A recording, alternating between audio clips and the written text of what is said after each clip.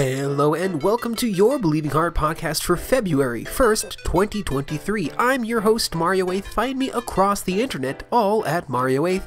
Links to all my socials and every article I'll be discussing, as always, will be in the show notes. This week I'll be talking about unions.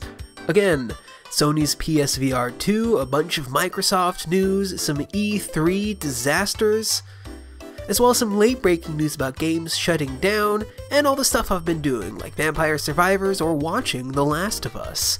First, let's move on into the news. So I've got a quick update from last week's pod. There's been another update on the video game studio Proletariat. At the end of December, they announced how the workers wanted to start unionizing. Last week it came out that the union efforts would be halted, and claims were falsely attributed that management was to blame. Turns out the whole situation is a bit messier than that. It seems communication was the big error. The Communication Workers of America apparently were making it difficult, or sometimes impossible, to find who would be eligible to join the union. So, sorry for calling the CEO a coward last week, as that isn't the whole story and may not be entirely true. Moving on to some Sony news, there's been some reporting that Sony has slashed the amount of PSVR units they're producing, and their expectations for how many they'll sell has been dropping dramatically. This is in response to the low pre-order numbers and general lack of enthusiasm from the gaming audiences. Well, shortly thereafter, Sony denied this claim outright. Well, they denied the part where they will be producing less units, at least. They're still set on producing, I want to say, 2 million. They didn't outright say they're expecting to sell that many in the first year. I would imagine that that part of the rumor was still a little bit true, but they are still making the same amount of units. Because I still think they're disappointed with the audience enthusiasm, but they claim to be happy with it. And I'm speaking really from my own point of view. I'm not excited for PSVR 2 at all. And I think I think they're making the smart move by denying it, and they're making the smart move by continuing to make as much as they think they'll be able to sell eventually. But it does seem like once these 2 million get sold, the next batch is going to be significantly less. I don't know, it's hard to think people are actually too excited for the PSVR 2. It is targeting a very niche audience already. VR as a whole is targeting a very niche audience, and PSVR 2 is chopping off so much of that niche and trying to target them as well, and then charging them a boatload of money for really not too many games from the get-go. But they're saying they were not happy with that news story coming out. They said the leak was wrong, and so who's to believe? All I can say is I'm not buying one, and I still am not buying one. But enough about Sony, for now at least. Last week, Microsoft had its first ever Developer Direct, and let's talk about some of the things that they announced there. So the Developer Direct was announced to talk about 4 games, and it leaked earlier they were going to talk about 5 games, and that was it. There was 5 games at this Direct where they had people the developers sitting down and talking about the games coming out within the next 6 months or so, I think is the general area that these games are coming out. I completely forgot it was going on, so I did not watch it live, and I did not go back and watch it, but I have the IGN recap of everything that was talked about. So Redfall is still a game that's coming out. I feel like I've heard a lot of game journalists and critics talk about Redfall. I still have no idea why I should be excited about Redfall, other than the fact that it's coming from Arcane, and a lot of people liked Deathloop, a lot of people liked Prey, and a lot of people liked the Dishonored series. But I didn't like Deathloop that much, and Redfall has been a mess in terms of marketing. There doesn't seem to be a clear message. No one fully understands what it is. The blurb on IGN says, the co-op vampire shooter from Arcane and Bethesda is coming on May 2nd. It shows Arcane's trademark level design that allows players to take on combat situations in multiple ways. I said that a little weird, but that's beside the point, because what is this game even? I guess it's a co-op game, so I probably won't even think about it ever. But I don't know, people have attributed kind of looks like Left 4 Dead, but then developers said it's not like Left 4 Dead, it's more so like Far Cry 2. But I don't know. Really, really poor messaging on that, I'd still say. The next game they talked about was Minecraft Legends. It's getting an April release date. This one looks pretty neat. It's an RTS game. I've never played any RTS games, but this seems to be baby's first RTS game, so hey, perfect pickings for me. It looks interesting. It's got all the... I like the look of Minecraft a lot. I love Minecraft as a game, and it looks a lot like Minecraft. It is a co-op PvP game where there are also enemies that would attack either one of the parties, and you're basically building a fort, you're building armaments, you're building armies, and then you try to go attack the other players.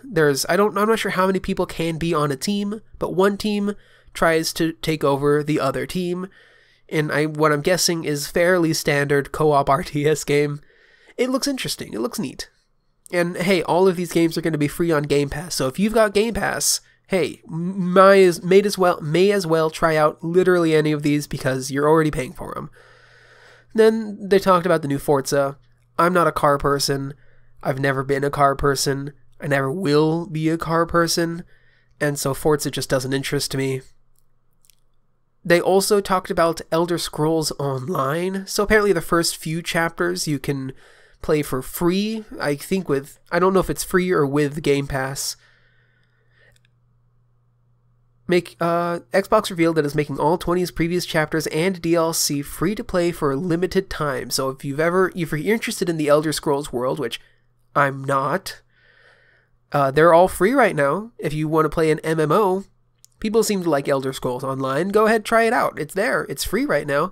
But what really got me going is I was looking on Twitter and I thought, oh, I completely forgot this thing was going. And then one single trailer circulated the internet where they shadow dropped, Tango Gameworks shadow dropped Hi-Fi Rush, a rhythm action platformer game.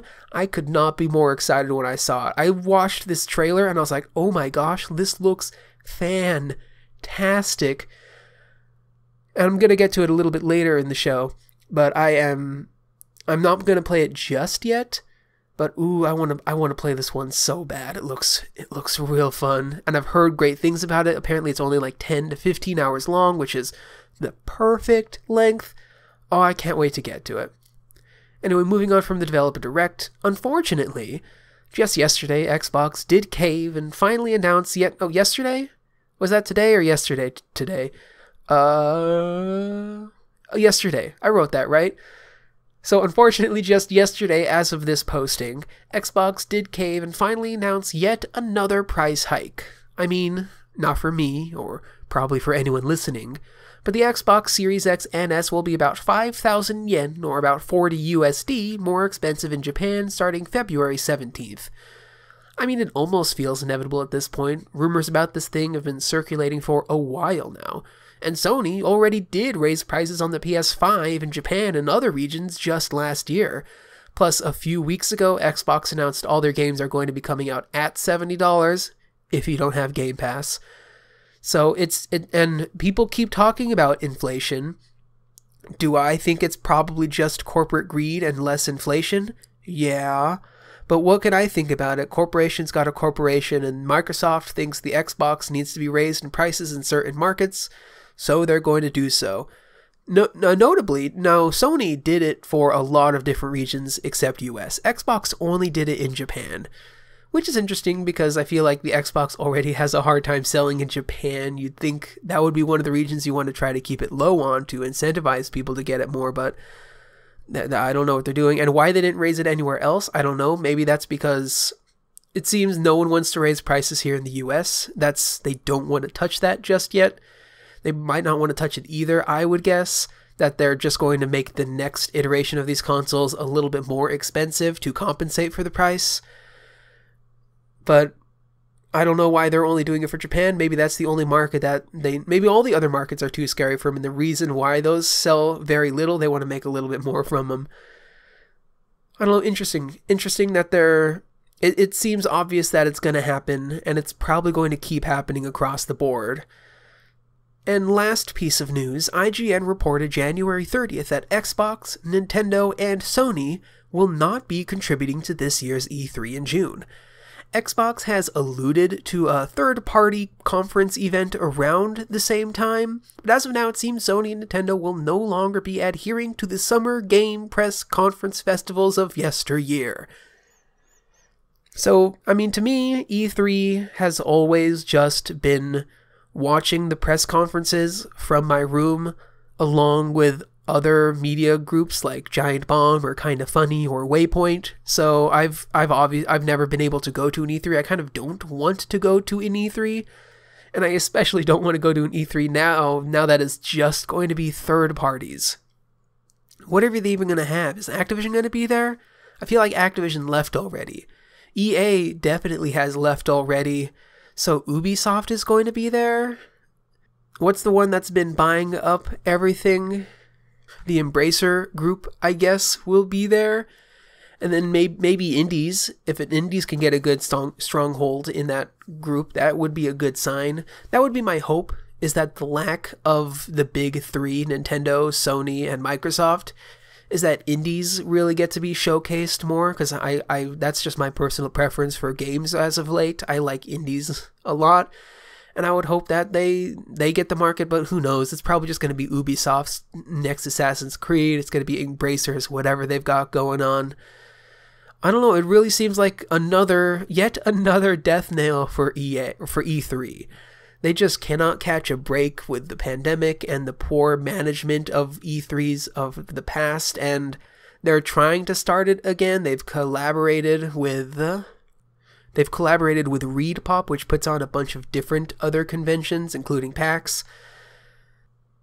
And it's just hard to see. It's hard to feel excited. What I do hope is that Nintendo and Sony put conferences around that time, maybe in collaboration with the Summer Games Fest, or Summer Game Fest. I think it's a singular game. It's going to be a bummer if Microsoft is the only conference that time of year that I actually care about. But I guess we'll see. June's coming up in only a few months now. 5, I guess.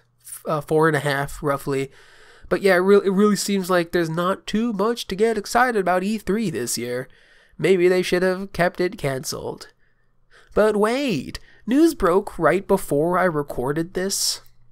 So when I said the last piece of news, then I took a bit of a break, and now I'm back again to talk about Star Wars Jedi Survivor has just been pushed back 6 weeks to April 28th.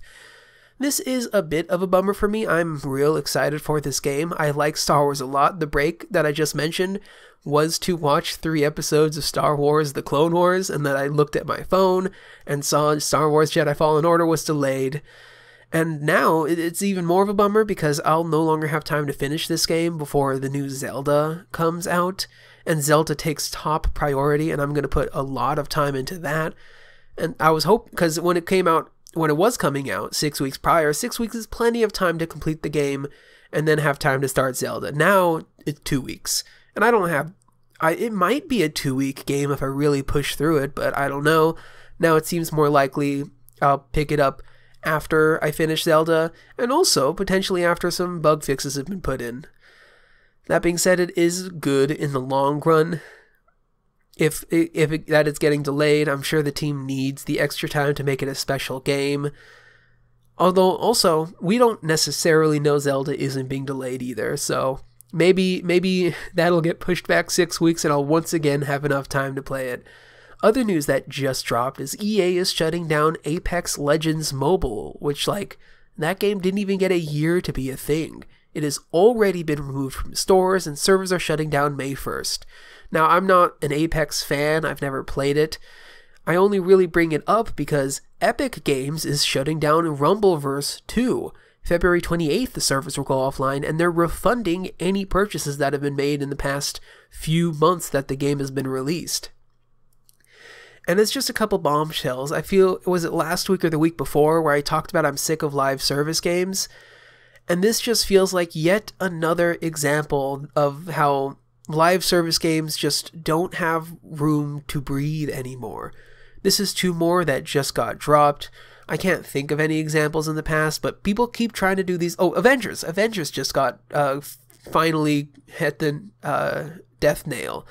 They're no longer supporting the Avengers online service game. And there's just too many of them at this point. There's not enough room to breathe. there's the attention economy is a term people use sometimes that feels gross to say, but it is what it is.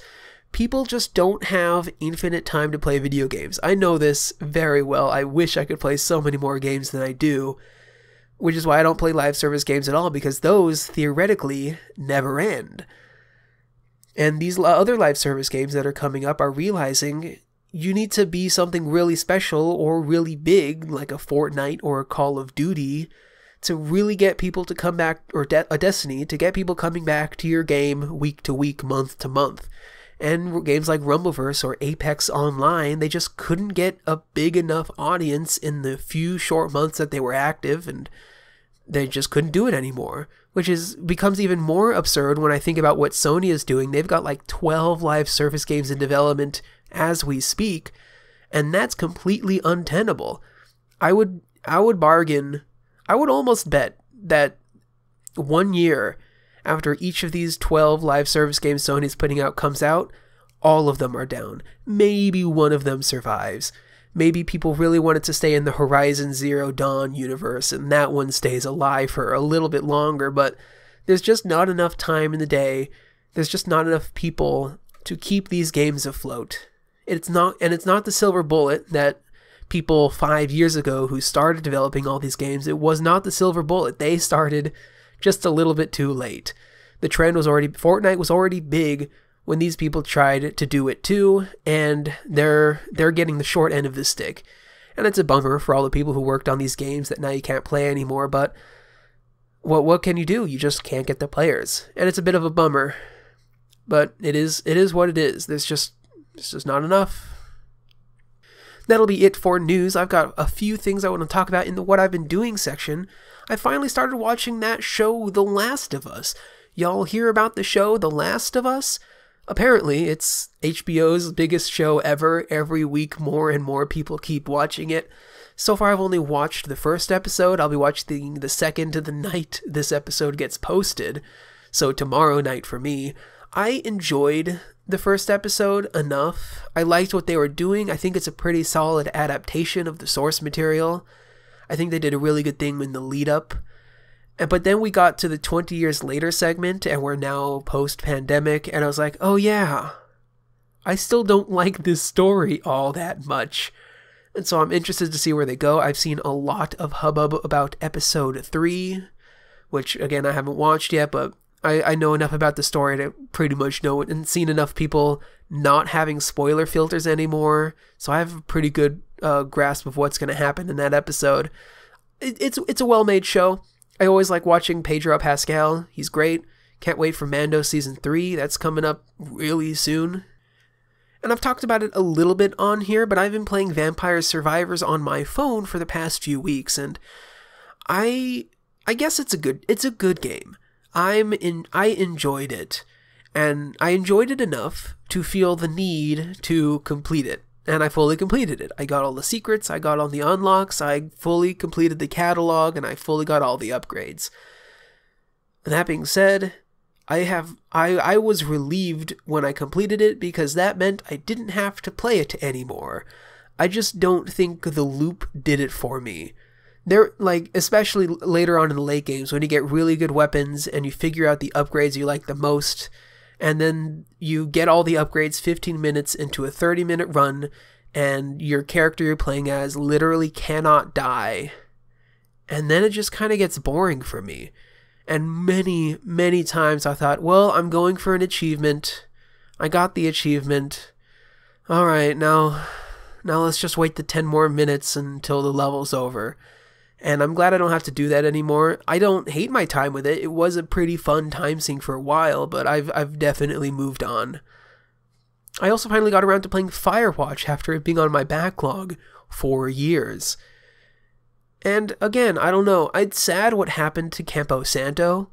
Or maybe not sad for them, but they, if you're unaware, Firewatch is a walking simulator game where you're a Firewatch person, specifically a Firewatch man who's went to, I forget which state it's in, but a big forest to watch for fires, and it's basically a walk-around hiking game. It turns into a mystery, developed by the studio Campo Santo, who got purchased, who announced their second game. Second game looked really neat.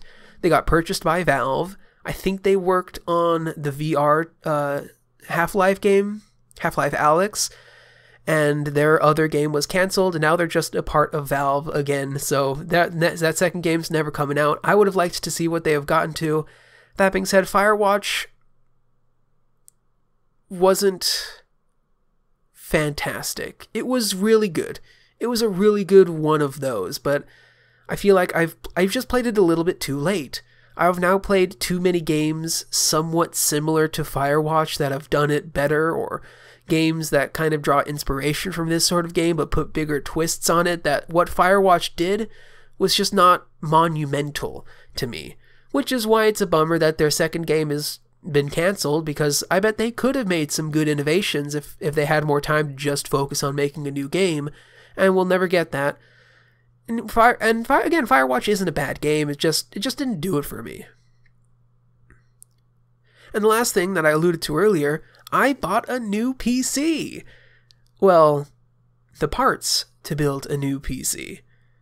Oh god, I'm gonna have to learn how to build a PC. So, I spent, I think, like $1,700. I made a list of PC parts, showed it to a coworker who builds PCs. He gave me the okay, so I thought, okay. And I bought all of them. And they've been slowly trickling in. I've now got all but one piece, my power supply, which was going to get here tomorrow, the day this releases. So today, if you're listening to when this releases, it got delayed to the 10th. So now I just have most of the pieces to a computer just sitting in my room, waiting for someone to break into my house and steal. Don't do that, please. No one knows where I live. Waiting to get stolen, and I just have to wait for the power supply to get here.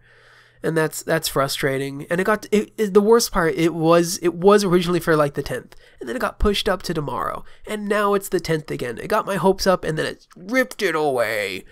Hopefully I'll be able to build one soon. I'm pretty sure though is when I finally figure out how to build a PC. I'm really scared about that. I've never built a PC before. It is a daunting task. Even just picking out the pieces, going to PC Part Picker felt so overwhelming. And I did it. I went through and did it. But now I have to figure out how these really complex and expensive Legos stick to each other, and it is petrifying. But I gotta do it so I can have a PC, so my render times aren't so slow anymore, and so I can play newer video games. I didn't buy the best graphics card. I bought a 3060, but I think that should be good enough to try some ray tracing like on Minecraft or maybe Portal RTX. And also, I think what I really want to do is play that new Hi-Fi Rush on the new PC, because it looks beautiful, and I would love to be able to see what it can do on this new machine. And I guess I'm excited for the PC. I just have to figure out how to build one, and that's terrifying. Anyway, that'll be it for this week's podcast. A lot of news, a lot of stuff I've been doing, and I hope you enjoyed listening to it. And if you did, maybe you can go and leave a rating somewhere. I hear Apple ratings are good for the algorithm, I guess. Or hey, just a thumbs up on the YouTube version, maybe leave a comment, or tweet at me, or go to my co-host and yell at me there, or my Tumblr, yell at me there. Anyway, I hope you enjoyed, and I will see you next time.